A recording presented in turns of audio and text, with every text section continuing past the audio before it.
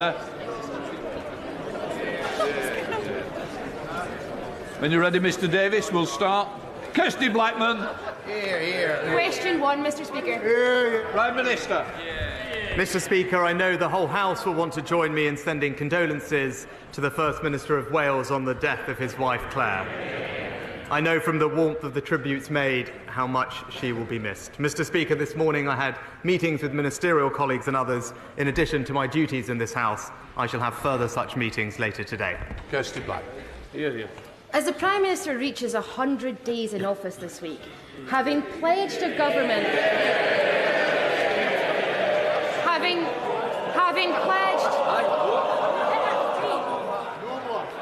Having pledged a government marked by integrity, what are his thoughts on the UK being one of only 5 countries, along with Oman, Azerbaijan, Myanmar and Qatar, that has seen a decrease in Transparency International's corruption index score since last year?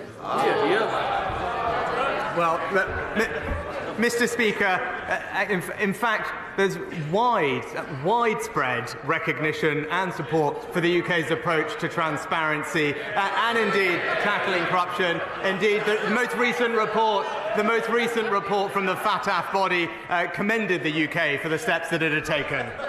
Sir Robert Neal. Thank you, Mr. Speaker. I refer to my entry in the Register of Interests.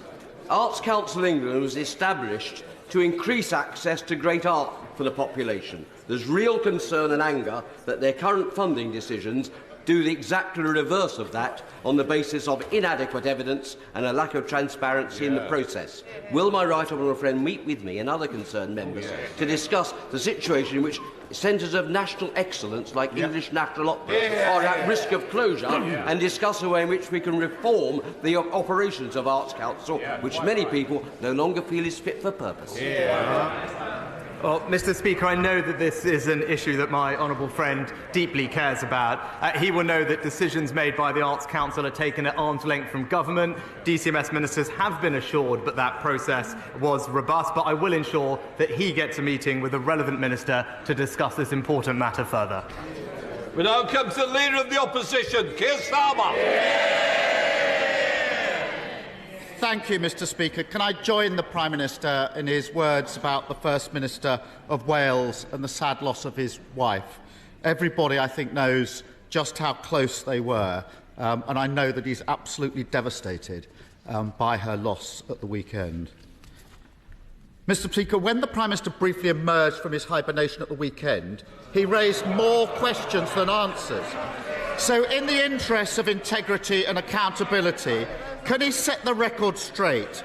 Did his now former chair tell government officials that he was under investigation by the taxman before or after the Prime Minister appointed him? Prime Minister. Mr. Speaker, I appointed the independent adviser to investigate this matter fully. He has set out his findings in detail over the weekend, and on receipt of those findings, I took action, and I'd refer the honourable gentleman to the independent adviser's report. Keir Starmer. Oh, come on! Anyone picking up a newspaper in July last year would have known that HMRC and the National Crime Agency were investigating months before he appointed him. Mr. Speaker, the Independent, 6th of July, new Chancellor's finances secretly investigated by the National Crime Agency. The Observer, 3 days later, 9th of July, revealed officials raised flag over tax affairs before he was appointed Chancellor. The Financial Times, the next day, 10th of July, pressure bills to explain his finances.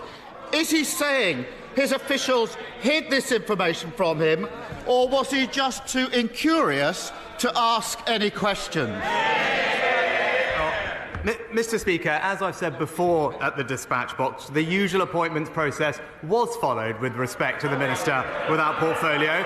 No issues were raised with me at the time of his appointment, but as the independent adviser's report makes clear, there was a serious breach of the ministerial code, and that's why I took decisive action on receipt of that report. So, in relation to his former chair, his defence is, nobody told me, I didn't know, I didn't ask any questions. Is the Prime Minister now also going to claim that he was the... Order, Prime Minister. Mr Gullis, we heard enough last week. I can't hear what you're saying. I might not be able to hear what you're saying, but I can certainly see your mouth moving. It'll be moving outside if it continues. Prime Minister. So, for his former chair, nobody told me, I didn't know, I didn't ask any questions. Is the Prime Minister now also going to claim that he's the only person completely unaware of serious allegations of bullying against the Deputy Prime Minister before he appointed him? Prime Minister. So, Mr Speaker, the honourable gentleman asked these questions about what was known, and I followed due process. I appointed an independent adviser as soon as I was made aware of new information. The independent advisers conducted this process. But if he is so concerned about what people are saying and is so concerned about behaviour in public life, then recently one of his own MPs was forced to speak out because being in his party had reminded her of being in an abusive relationship. And then his own office was caught undermining her. He ought to be supporting her and her colleagues, but if he can't be trusted to stand up for the women in his party, he can't be trusted to stand up for Britain. Mr Speaker, at the last count, the Deputy Prime Minister was facing 24 separate allegations of bullying. According to recent reports, some of the complainants were physically sick. One says they were left suicidal. How would he feel if one of his friends or relatives was being forced to work for a bully simply because the man at the top was too weak to do anything about it? Mr Speaker, I noticed he didn't say anything about why one of his own MPs describes being in his own party. And Mr Niffer, when I was made aware of formal complaints, I instructed a leading independent KC to conduct an investigation because I take action when these things happen. But what did he say at the weekend? He said at the weekend that hate had been allowed to spread unchallenged in the Labour Party under his predecessor. He was speaking as if he wasn't even there. But he was sitting right next to him, supporting him for 4 long years, not challenging. And it is typical of him, Mr Speaker, declining to lead, sitting on the fence, carping from the sidelines, and never standing up for a principle that matters.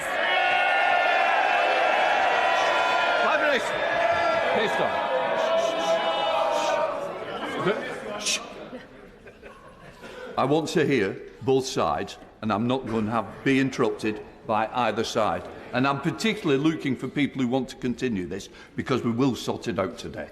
Keir Starmer. Speaker, he's just like one of his predecessors who treated questions about conduct as something to brush off, who thought that ducking responsibility was a perfectly reasonable response for a Prime Minister. At least in fairness, his predecessor didn't go around pretending he was a paragon of integrity and accountability. But on that subject, was it a coincidence that the 2 people who arranged an £800,000 line of credit for the former Prime Minister were both shortlisted for plum jobs at the BBC and the British Council? Prime Minister. Mr Speaker, as we addressed previously, the appointments process for the BBC chairman is rigorous, it's transparent, it's set out in a public code of conduct, and indeed was fully supported not just by an expert panel members, but also by the cross-party DCMS Select Committee, including where Labour members described the appointment as impressive. But Mr Speaker, back this week in terms of what is actually happening to the people of this country, he voted this week with the unions to oppose minimum safety levels. He voted with Just Stop Oil to water down the public order bill. And what do the unions and Just Stop Oil have in common? They bankroll him and his party, Mr Speaker. So while he sides with extremist protesters and union bosses, we stand up for hard-working Britons and school children. After 13 years in power, trying to blame the Labour Party for his failure to sort out the strikes it's rank pathetic. The Tory party's addiction to sleaze and scandal has done huge damage to this country, and the cost to the public keeps adding up. We've got a justice system letting murderers walk the streets, heart attack victims waiting hours for an ambulance, an economy that's shrinking quicker than his leadership. And even I couldn't quite believe it when I saw that his government is expecting taxpayers to pay the legal fees for the member for Uxbridge defending himself over his lockdown rule breaking. £250,000. Surely even this Prime Minister can put his foot down, stand up to his old boss and tell him he made the mess, he can pick up the bill. Mr. Speaker, he can't stand up to his union bosses. He can't stand up for Britain's school children today. And he can't stand up for the women in his party, Mr. Speaker. We're getting on, we're halving inflation, we're growing the economy, we're reducing debt, we're cutting waiting lists, and we're stopping the boat. While he can't even figure out what he believes in, we'll keep delivering for Britain. Thank you very much, Mr. Speaker. Would my right honourable friend agree with me that the integrated care boards must prioritise more access to new GP services, especially in places like South Derbyshire, where new housing estates are being built at the fastest rate in England, and in particular on the new brownfield development of Drakelow? Well, Mr. Speaker, the government is committed to increasing the number of doctors in general practice, and last year saw the highest ever number of doctors accept a GP training place. The BMA are consulted each year on the funding of GP services, and my honourable friend will know that the NHS has a statutory duty to ensure sufficient medical services, including general practice, in each local area. Leader of the SNP, Stephen Flynn. Mr. Speaker, I'd like to pass on my condolences and indeed those of my party to the First Minister of Wales and also to the family, friends and colleagues of firefighter Barry Martin, who so sadly lost his life following the blaze in Edinburgh just last week. Mr. Speaker, we've just marked the 3-year anniversary of Brexit, and we've learned... They'll not be cheering in a moment, Mr. Speaker. Because we have learned three things. The UK's trade deficit has grown.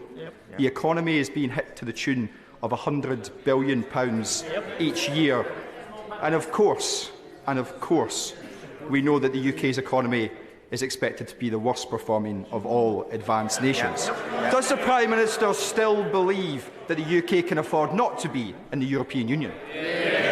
Prime Minister. Well, Mr. Speaker, if you actually look at it, since Brexit, the UK has grown exactly the same as Germany has, Mr. Speaker. But not only that, we are taking advantage of Brexit to deliver for the people across the UK, whether it's the fishing and farming communities of Scotland, whether it's through the 2 new free ports that we've just announced. But, Mr. Speaker, the difference between his party and ours is that we respect referendums.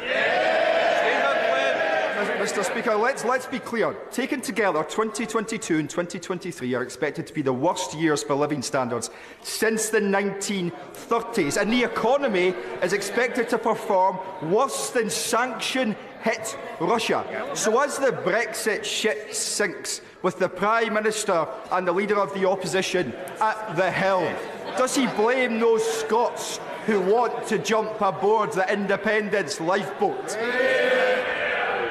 Well, Mr. Speaker, the number one factor that is impacting people's living standards, inflation, caused by high energy prices as a result of a war in Ukraine, Mr. Speaker.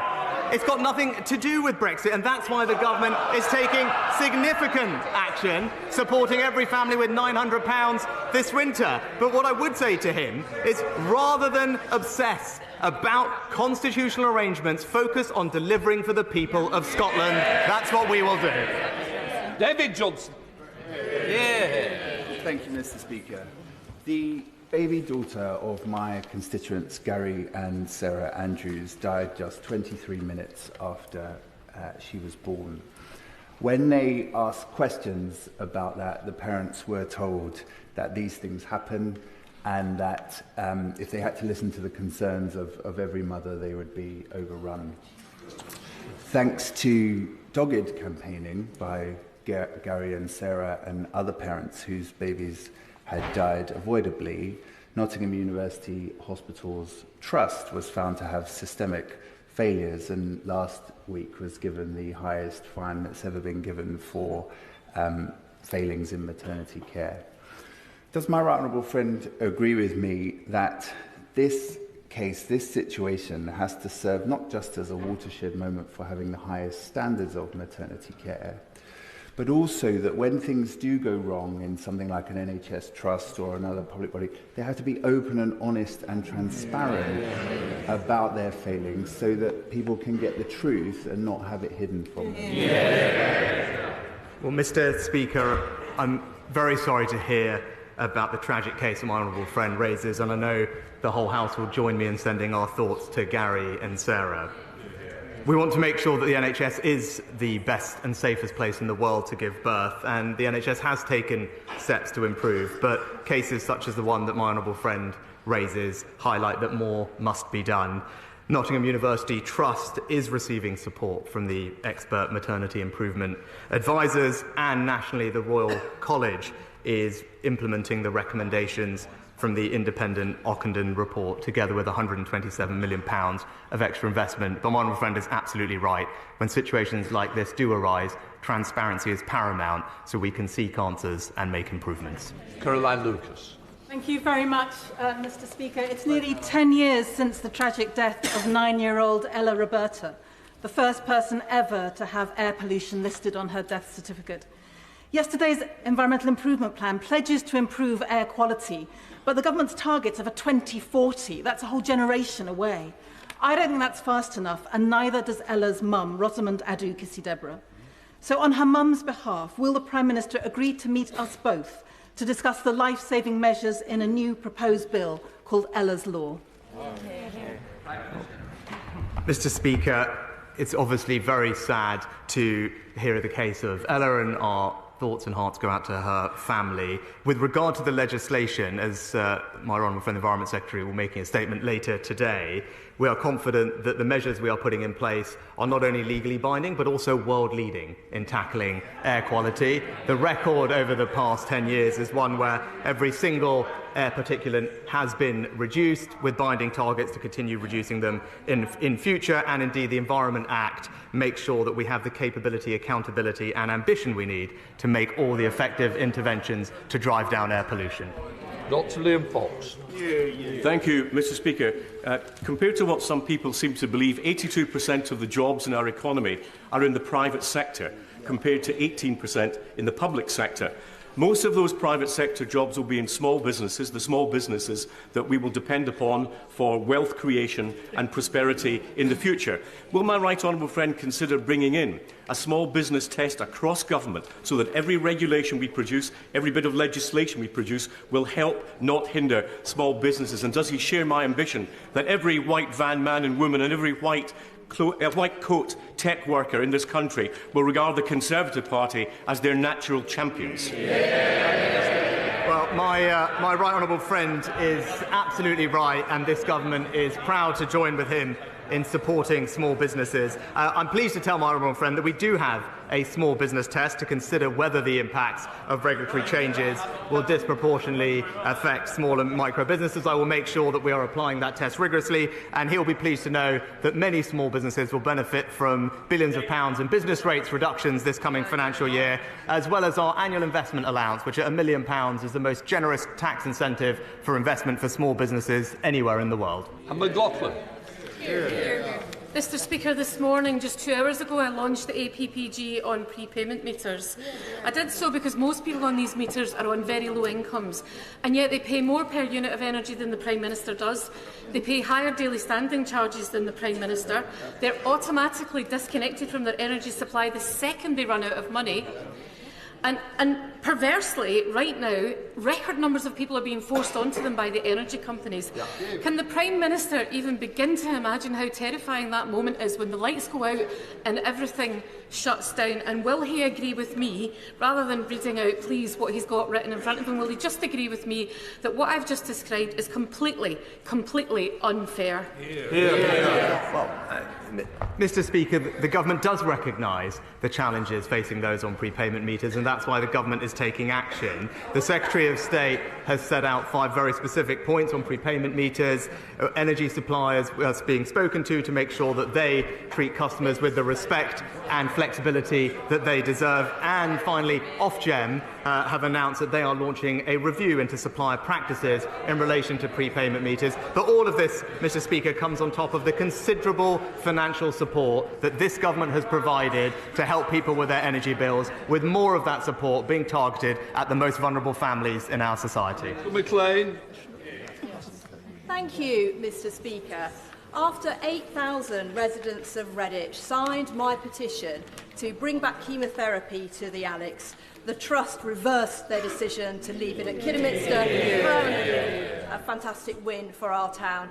And I'm grateful to the local acute trust for listening so carefully and changing their mind. So does the Prime Minister agree with me that it's right that the acute trust can change its mind on the provision of maternity and paediatric services so that women can give birth in our wonderful town of Redditch?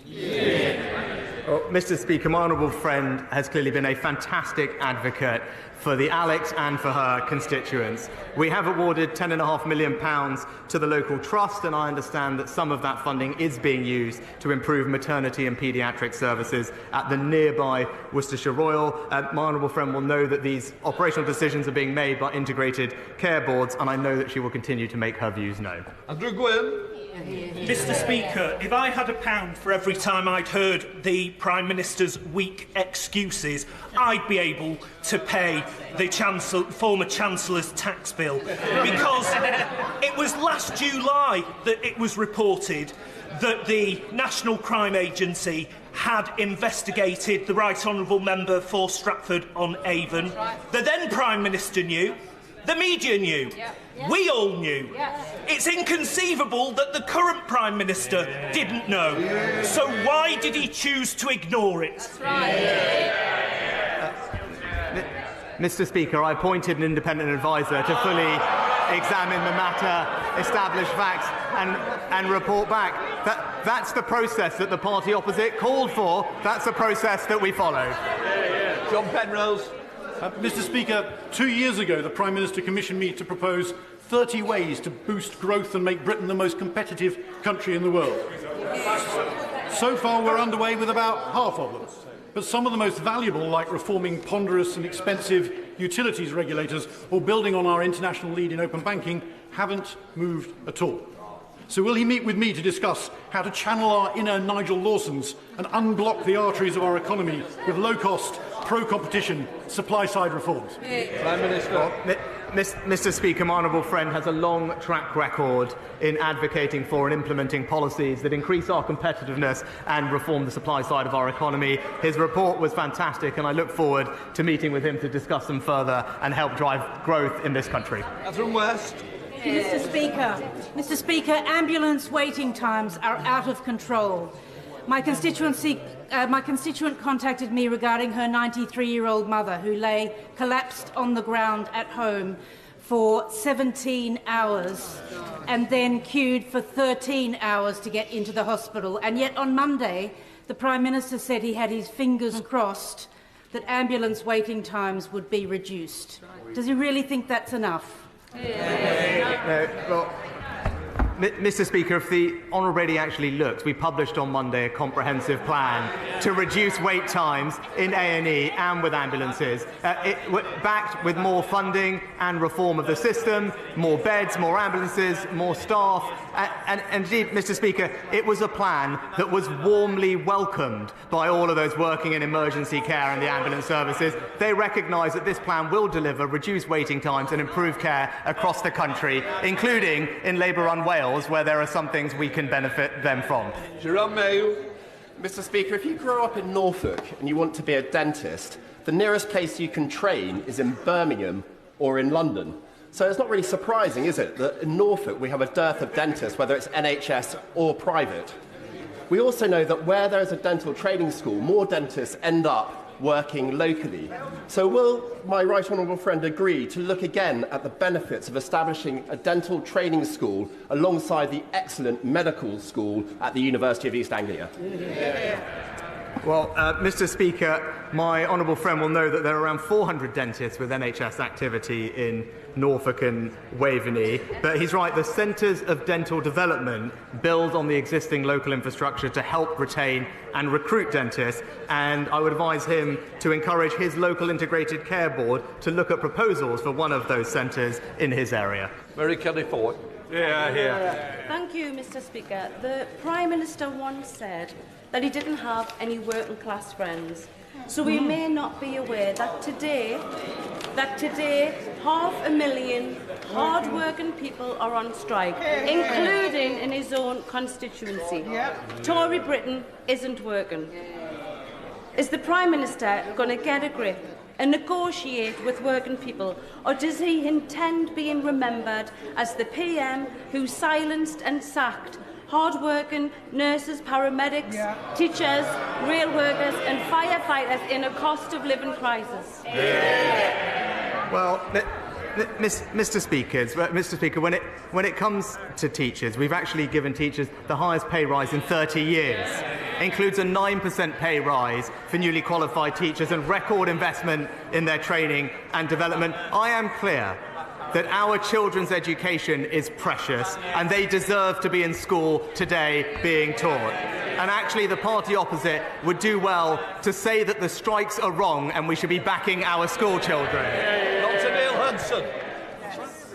Thank you, Mr. Speaker. Sadly, suicide is the biggest killer of young people under 35 in the UK. My constituent, Andy Airy, along with Tim Owen and Mike Palmer, are the three dads walking. Andy, Tim and Mike each tragically lost their precious daughters, Sophie, Emily and Beth, to suicide, and have campaigned tirelessly through charity walking for suicide awareness and prevention to be included in the school curriculum. I've been humbled to support them, including joining them on their UK walk as they came through Penrith, with their petition which is due for parliamentary debate on the 13th of March, and with my early day motion which has support from right across the House. Would the Prime Minister join me in paying tribute to the three dads? And would he meet with me and the three dads to discuss suicide prevention and ultimately save young lives in the future? Well, Mr. Speaker, of course I pay tribute to Andy, Tim and Mike, especially for channeling their own personal tragedies into such positive action to prevent this happening to other families. That is inspiring and they deserve enormous credit.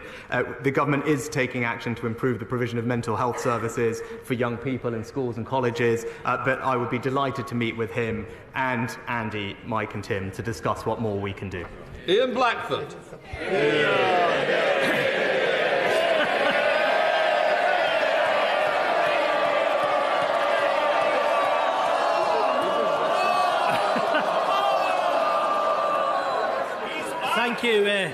Thank you, Mr. Speaker, and thank you for that welcome. Ordinary people didn't need to hear an IMF forecast to understand that the UK economy is the worst performer amongst the leading nations in the world. They live with it every day. People know their energy bills are through the roof. They know that 750,000 households face defaulting on their mortgages while house prices fall. And they know that food prices are rising at a record rate of 16.7% as of today. The Prime Minister is 100 days in office, his party 13 years in power. In all that time, does the Prime Minister ever reflect that the only thing that the Tory party has been good at is pushing people into poverty? Oh, Mr. Speaker, it is wonderful to hear from the right honourable gentleman.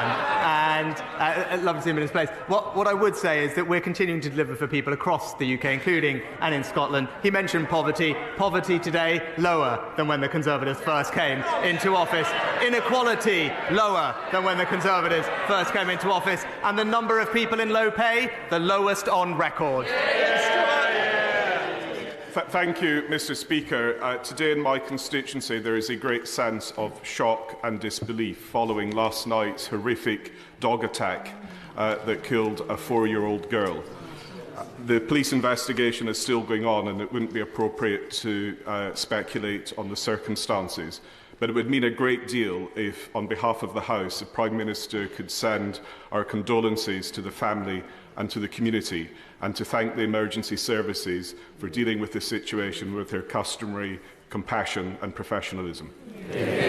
Prime Minister. Well, I thank my honourable friend and send my condolences, and I'm sure the whole House's condolences, to the girl's family and the community after this horrific incident. And I join him in thanking the emergency services. They have responded rapidly and professionally, and I know that my honourable friend himself will be supporting them and his constituents during this difficult time. Christine Jardine.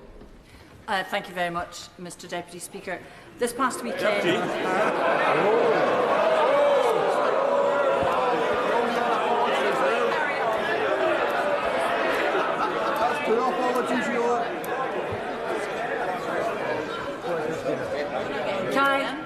Can I blame the pain? Can I blame the painkillers, please? Apologies, Mr. Speaker, and thank you. This past weekend, I visited a charity which was hosting an exhibition in my constituency about metastatic breast cancer, which claims 31 lives each day in the United Kingdom. And the women there asked me to convey at the first opportunity to the government the need for more awareness, more support, more research and more drug availability. Can I ask the Prime Minister if he will do that, if he will help to bring that support? But also, I have written to the Scottish Government asking for their support, if in his next meeting with the First Minister he would mention it to her. Well, Mr. Speaker, can I pay tribute to the charity that the Honourable Lady mentioned and for the work they do? She's absolutely right. Awareness is key in tackling and identifying breast cancer symptoms early. One of the reasons why we're investing more in diagnostic and screening tools to make sure that we can detect more cancers earlier and treat them and ultimately save people's lives. I would be happy to pick up this particular topic with the First Minister when I next speak to her and ensure that we are working together to improve cancer services for everyone, regardless of where they live in the UK. Thank you, Mr. Speaker. In the United Kingdom Government's negotiations with the EU regarding the Northern Ireland Protocol, would the Prime Minister kindly confirm to the House that the sovereignty of the United Kingdom and its 4 nations will not be compromised? Mr. Speaker, I can give my honourable friend that assurance. I know this is something that he cares passionately about. The implementation of the protocol is having an impact for communities in Northern Ireland. That's why it needs to be addressed, and that's what we are attempting to do through constructive dialogue. But the goal in that must be to ensure Northern Ireland's place in our precious union. Kim Johnson. Thank you, Mr. Speaker. Since the election of the fascist Israeli government in December last year, there has been an increase in human rights violations against Palestinian civilians, including children. So can the Prime Minister tell us how he is challenging what Amnesty and other human rights organisations are referring to an apartheid state? Well, Mr. Speaker, the Honourable Lady also failed to mention the horrific attacks on civilians inside Israel as well. And it's important in this matter to remain calm and urge all sides to strive for peace. And that's very much what I will do as Prime Minister and in the conversations that I've had with the Israeli Prime Minister. Sir John Hayes, final. Mr. Speaker, in 2016, the British people had the wisdom and foresight to take back control from foreign lawmakers. And when they did so, they believed we were taking back control of our borders. Yet since that time, we have faced wave after wave of illegal migration. So will my right honourable friend, without further delay, bring forward the necessary legislation to turn back the tide and fulfil the promise that was made to the British people then? Well, Mr. Speaker, my honourable friend makes an excellent point. That's why one of this government's 5 priorities and promises to the British people is indeed to stop the boats. We will introduce new legislation that makes it unequivocally clear that if you arrive in this country illegally, you will not be able to stay. We will swiftly detain you and remove you to your own country or a safe third alternative. That's the right and responsible way to tackle this problem. Completes questions.